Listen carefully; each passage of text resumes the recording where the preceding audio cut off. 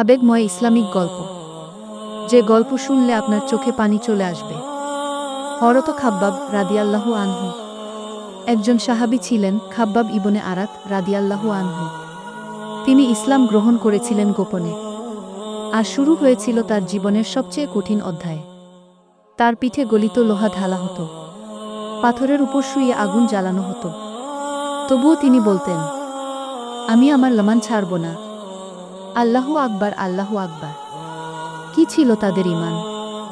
একদিন ক্লান্ত হয়ে খাব্বাব ইবনে আরাত রাদিয়াল্লাহু আনহু রাসূলুল্লাহ সাল্লাল্লাহু আলাইহি ওয়াসাল্লাম এর কাছে গেলেন।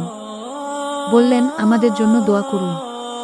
রাসূল সাল্লাল্লাহু আলাইহি ওয়াসাল্লাম বললেন, তোমরা তাড়াহুড়া করছো, ধৈর্য ধরো, ইনশাআল্লাহ আল্লাহর সাহায্য আসবেই।